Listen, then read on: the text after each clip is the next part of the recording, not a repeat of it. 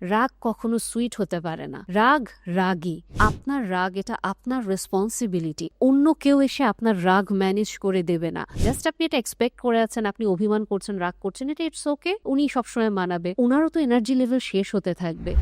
Do not settle for less, এই লাইনটার চক্করে পড়ে আমরা মেয়েরা আসলে বুঝতেও পারি না যে আমরা কি লাইফে আসলে একজন পার্টনার চাচ্ছি নাকি আসলে একটা পেট চাচ্ছি যে আসলে আমার আগে পিছনে ঘুরঘুর করবে, আমি যা বলবো তাই শুনবে, আমি যদি ভুল করি, রাগ করি, যাই করি না কেন আমার মান ভাঙাবে। মানে আমরা মেয়েরা অ্যাকচুয়ালি এই জিনিসটা বুঝতে পারি না যে আসলেই আমরা নিজেদের জন্য কতটা ক্ষতি করে ফেলছি যে এই মতামতগুলোকে প্রিচ করে, এবং এটার এগেনস্টেও যদি আমরা কেউ কথা বলতে চাই তখন আমরা আসলে নিতে পারি না। এবং এই মতামতগুলো আসলে কারা নিচ্ছে? এই মতামতগুলো নিচ্ছে সবচেয়ে অ্যালার্মিং বিষয় আমাদের টিনেজার মেয়েরা, যারা আস্তে আস্তে করে নতুন করে সংসার তৈরি করবে বা রিলেশনশিপে যাবে। আমাদের মেয়েদের একটা কমন প্যাটার্ন থাকে যে আমার রাগ হবে, যাই হবে আমার রাগটা এসে আমার পার্টনার ভাঙাবে, সেটা আমার বয়ফ্রেন্ড হোক, সেটা আমার হাজব্যান্ড হোক, সেটা যেই হোক না কেন। এই একটা জিনিস সিনেমা থেকে শুরু করে প্রত্যেকটা জায়গায় অনেক বেশি প্যাম্পার করা হয়। এবং আমার কাছে খুব অদ্ভুত লাগে যে মেয়েদের রাগগুলাকে আমরা কিভাবে সুইটনেস হিসেবে দেখাই, কিভাবে আমরা এটাকে জাস্টিফাই করি যে মেয়েদের একটু রাগ থাকবেই, মেয়েরা একটু রাগ করবে, মেয়েদের রাগটা এসে ছেলেরা বারবার ভাঙাবে।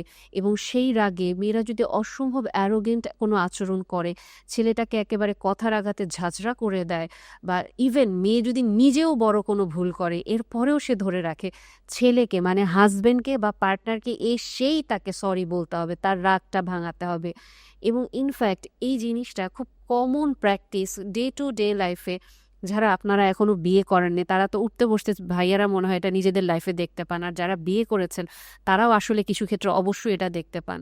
এখানে যে পয়েন্টটা দেখেন, আমাদের মেয়েদের যে এই প্যাটার্নটা আমাদেরকে আস্তে আস্তে যেটা আমাদের ভেতরে ইনস্টিল করা হচ্ছে যে আমাদের মেয়েদের রাগ অনেক সুইট। রাগ কখনো সুইট হতে পারে না। রাগ রাগই। রাগ একটা জঘন্যতম বহিঃপ্রকাশের মাধ্যমে আমরা অ্যাকচুয়ালি অন্যদের সামনে দেখাই, এবং আমরা কখনো খুব কন্ট্রোলড ওয়েতে, রেসপন্সিভ ওয়েতে রাগ আমরা এক্সপ্রেস করি না। এবং একটা জিনিস আমি এটা অলওয়েজই বলি যে আপনার রাগ এটা আপনার রেসপন্সিবিলিটি। এটা অন্য কেউ এসে আপনার রাগ ম্যানেজ করে দেবে না। আপনি যদি আপনার রাগকে জাস্টিফাই করতে চান, আমি তো মেয়ে, আমি তো একটু সুইট ওয়েতে রাগ করতে পারি, আমি একটু অভিমান করতে পারি, এটা তো এমন কোনো বিষয় না। আপনার পার্টনারও একজন মানুষ, আপনাকে এটা বুঝতে হবে। আপনাকে এই জিনিসটা বুঝতে হবে যে ওনার সবসময় সেম এনার্জি, সেম মেন্টালিটি থাকবে না, যে আপনাকে উনি সবসময় প্যাম্পার করতে থাকবেন। কখনো কখনো ওনার দিনটাও খারাপ যেতে পারে, কখনো কখনো উনি কোনো একটা স্ট্রাগলে থাকতে পারে, কখনো কখনো ওনারও পেতে ইচ্ছা করে আপনার দিক থেকে কোনো রকম এফোর্ট বা কোনো রকম সাপোর্ট। কখনো কখনো আপনি ভুল করলে আপনার উচিত গিয়ে সিনসিয়ারলি অ্যাপোলোজাইজ করা, ক্ষমা চাওয়া, ওটা অ্যাকনলেজ করে। কিন্তু যখন আপনি কোনো ভুল করছেন, ওটা যদি আপনার পার্টনার আপনাকে ভুলক্রমেও বলে ফেলে, আপনি যদি পাল্টা তখন কান্নাকাটি করে অস্থির করে একেবারে মাথা খারাপ করে ফেলেন, প্লটই চেঞ্জ করে ফেলেন যে আমি ভুল করেছি, তুমি ওটা কেন ধরলা, তুমি ওটা কেন দেখবা, কেন ক্ষমা করতে পারলে না, তাই আমি এখন আবার রাগ করেছি। আপনার হাজব্যান্ড তাহলে আপনার সাথে আসলে কি অনুভূতি প্রকাশ করবেন? উনি আপনার সাথে কি কম্পেনিয়নশিপ অফার করবেন? এবং প্রতিবার আপনি ওনাকে আপনার রাগ অফার করছেন, যেটা কিনা আপনি শিখেছেন সুইটনেস, এটা অভিমান। মেয়েদের নাকি ওটা রাগ না, ওটা অভিমান, মেয়েরা একটু আধটু করতে পারে। এবং অনেক সময় যে জিনিসটা খুব মারাত্মকভাবে হয়, যেটা আমরা মেয়েরা এটা ভুল করি, আপনি যখন আপনার হাজবেন্ডকে দিনের পর দিন এরকম রাগ করে যাচ্ছেন এবং এটা এক্সপেক্ট করছেন উনি এসে আপনার রাগ ভাঙাবে, উনি সবসময় এসে আপনাকে সরি বলবে, একটা পর্যায়ে গিয়ে না উনি আস্তে আস্তে করে ফ্রিজে যখন সবজি শুটা হয়ে যায় বা শুকায় যায়, যে কিছু গাজর থাকে না ফ্রিজের এক কোনায় পড়ে থাকে, কিছু যে সবজি একেবারে কেমন শুকায় একেবারে কেমন হয়ে যায়, আপনার হাজবেন্ড বেসিক্যালি ভিতর থেকে ওরকম হয়ে যায়। এবং আপনি তখন এক্সপেক্ট করেন আমার হাজবেন্ডের ভিতরে ওরকম যে প্রিন্স চার্মিং যে এফেক্টটা ছিল, একটা স্পার্ক ছিল, ওইটা কেন মিসিং? কারণ আপনি দিনের পর দিন ওনাকে এই ট্রিটমেন্ট দিয়ে আসতেছেন যে উনি কাইন্ড অফ আপনার পিছনে দৌড়াই যাচ্ছে, আপনাকে চেস করে যাচ্ছে। আপনি আপনার কোনো ভুল স্বীকার করছেন না, আপনি কোনোভাবে আপনার রাগ নিয়েও কাজ করতে চান না। জাস্ট আপনি এটা এক্সপেক্ট করে আছেন, আপনি অভিমান করছেন, রাগ করছেন, এটা ইটস ওকে, উনি সবসময় মানাবে।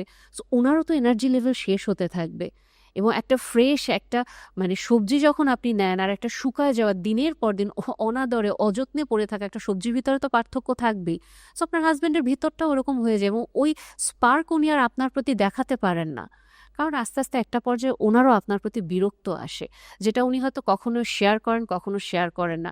বেশিরভাগ সময় গুডউইল হাজবেন্ডরা স্ত্রীদেরকে, যারা এরকম অ্যাঙ্গার ইস্যু নিয়ে থাকেন, এরকম যখন পাবলিকলি হিউমিলিয়েট করে ফেলেন বা এরকম ট্যান্ট্রাম থ্রো করেন, তারা শান্তিটা পছন্দ করে, তো এর জন্য জাস্ট ভয়েই বলেন, সম্মানের ভয়ে বলেন, শান্তির ভয়ে বলেন, আচ্ছা ছেড়ে দিই, যা খুশি করুক, আমি চুপচাপ থাকি, বাদ দিই, কথা না বলি, কথা বললেই ঝামেলা হবে, এর চেয়ে একটু দূরেই থাকি, এর চেয়ে মোবাইলটা নিয়ে গেমস দেখতে থাকি, পেপার পড়তে থাকি, কারণ আমি মোবাইলে নিউজ ফিডে স্ক্রল করলেও গালি খাবো, নিউজ ফিডে স্ক্রল না করলেও গালি খাবো, এর চেয়ে যেটা একটু করে আনন্দ পাই ওটাই করি। বেশিরভাগ সময় আমরা মেয়েরাই পয়েন্টটা মিস করে যাই, আমরা এটা খেয়ালও করি না যে আমার জন্য আস্তে আস্তে ডিস্টেন্সটা ক্রিয়েট হয়ে যাচ্ছে, বাট আমরা কমপ্লেইন করতে থাকি। এবং এখানে আরেকটা জিনিস আমি যেটা নিয়ে আমার কাছে খুব অবাক লাগে, যে দেখুন, আপনি যখন একজন স্ত্রী এবং আপনার যখন রাগ অস্বাভাবিক বেশি, ইন্টারেস্টিংলি আপনার বিয়ের সময় আপনার বাবা বা মা আপনাকে যখন আপনার হাজবেন্ডের কাছে বিয়ের সময় যে হাত তুলে দেওয়ার যে বিষয়টা থাকে বা এমনি যে একটা রিচুয়াল করে, তখন এই কথাটা কম বেশি বলে থাকে যে বাবা, আমার মেয়ের রাগটা একটু বেশি, তুমি একটু মানিয়ে নিও। This is problematic. তার মানে এটা ইন্ডিকেট করে আপনার প্যারেন্টস কোনো দিন আপনার রাগ পছন্দ করে নাই, বাট ওনারা আপনাকে ভয় পায়, এই কারণে এটা ওনারা সহ্য করে গিয়েছেন। আপনি ওনার আদরের মেয়ে ছিলেন, এর জন্য তারা এই জিনিসটাকে নিয়েছে, বাট ডিপ ডাউন ইনসাইড মানে তারা অসম্ভব সাফার করে গিয়েছেন আপনার রাগের কারণে, এবং ওনারা এটাকে ভয় পান এবং এটা জানেন যে আপনার হাজবেন্ডের জন্য এটা কি পরিমাণ ভারী পড়তে যাচ্ছে, এ কারণে ওনাকে সতর্ক করেন। আপনার বাবা মার অবশ্যই একটা মানে ভুল আছে, এবং আমাদের বাবা মায়েদের ভুলটা এটা যে আমি আমার মেয়েকে এই রাগটা নিয়ন্ত্রণ করাটা শেখাইনি, আমি জাস্ট আমার মেয়েকে ওই রাগটাকে নার্চার করতে দিয়েছি, আমি ওকে এটা পার্সু করতে দিয়েছি, যে কারণে আমি ওর হাজবেন্ডকে এখন বলে দিচ্ছি যে তুমি জাস্ট একটু মেনে নিও, একটু টলারেট করো। বাট বাবা মা হিসেবে আমাদের দায়িত্ব ছিল আমার মেয়েকে ওই রাগটা নিয়ে অ্যালার্ম করা, তোমার রাগটা অ্যাকসেপ্টেবল না, এই রাগটা অসম্ভব রকম ক্ষতি করে, এটা থেকে বোঝানো, বাট আমরা এটা বোঝাইনি বাবা মা হিসেবে। এবং আপনি যখন হাজবেন্ড এবং যখন আপনাকে এটা বলা হচ্ছে, ইনফ্যাক্ট বিয়ের আগেই বলা হচ্ছে, পাত্রী দেখানোর সময়, আমি এটা অলওয়েজ বলি, পাত্র বা পাত্রী যেই পক্ষেই হোক, যদি কোনো রকমভাবে বলে যে বাবা বা মা ওর রাগটা একটু বেশি, তুমি একটু মেনে নিও, আপনার ওই সময় অ্যালার্ট হয়ে যাওয়া উচিত, কারণ বিয়ের পরে এই রাগটা একটা ডিস্ট্রাকটিভ রাগ হবে এবং 24/7 আওয়ার্স আপনি এটা টলারেট করতে পারবেন না।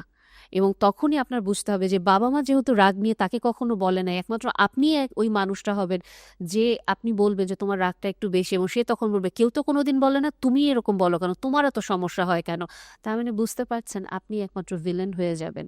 সো যদি এই অ্যাঙ্গারের এই লাইনটা উচ্চারণ করে আপনার ইনলজরা কেউ, সাথে সাথে অ্যালার্ট হন। এবং যেই বিষয়টা নিয়ে বলছিলাম যে আমরা মেয়েরা যখন রাগ করি, এটা তখন কোনো সুইট একটা ইমোশন থাকে, এবং আমরা জাস্ট এটাকে এভাবে প্রিচ করি যে আমি প্রিন্সেস ট্রিটমেন্ট পেয়ে এসেছি, সো মানে আমি কোনো কিছু কমতির জন্য সেটেল ডাউন করব না। এটা প্রবলেমেটিক। আপনি জাস্ট আমাকে একটা জিনিস বলেন যে একজন ছেলে যে কিনা সাকসেসফুল, যে কিনা একজন হাই অ্যাচিভার পারসন, সে আসলে আপনাকে কিসের জন্য বিয়ে করবে, আপনি তাকে কি অফার করবেন?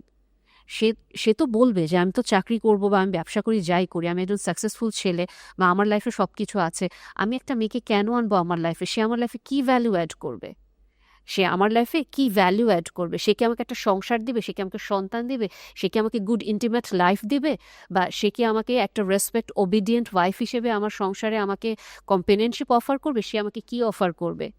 কিন্তু আপনি যদি তখন তাকে আপনার এই অ্যাঙ্গার অফার করেন, আপনি যদি আপনার এই ইগো অফার করেন, অ্যারোগেন্স অফার করেন, আপনার কি মনে হয় সেও আসলে আপনার ওই তত্ত্বে যদি বিশ্বাস করে স্টার্ট করে ডোন্ট সেটেল ফর লেস, সে আপনাকে টলারেট করবে? বাট আপনি তো আপনার লাইফে একটা গুডউইল হাজব্যান্ড চান, একটা সাকসেসফুল হাজব্যান্ড চান। এই বিষয়টা আসলে খুব সেন্সিটিভ একটা ইস্যু। আমি যদিও আজকে ছেলেদের অ্যাঙ্গারের পার্টটা কভার করিনি, ছেলেদেরও অ্যাঙ্গার থাকে, এটাও প্রবলেমেটিক, এবং অ্যাঙ্গার নিয়ে আমি আগেও ভিডিও করেছি, কিন্তু একটা ভিডিওতে আমি জাস্ট একটা পোর্শনই কভার করলাম, যেটা আমরা মেয়েরা কমন মিস্টেক করি, যে আমরা একের পর এক ভুল করতে থাকবো, আমরা জাস্ট আবদার করব, কিছু ক্ষেত্রে আমরা একটু ন্যাকামি করব, এবং আমাদের হাজবেন্ডরা বা বয়ফ্রেন্ডরা দিনের পর দিন ওটা সহ্য করে জাস্ট আচ্ছা ঠিক আছে মানাবো আপনাকে প্যাম্পার করে যাবে। এটা কখনো সম্ভব না একটা মানুষের পক্ষে অনবরত আপনাকে প্যাম্পার করা।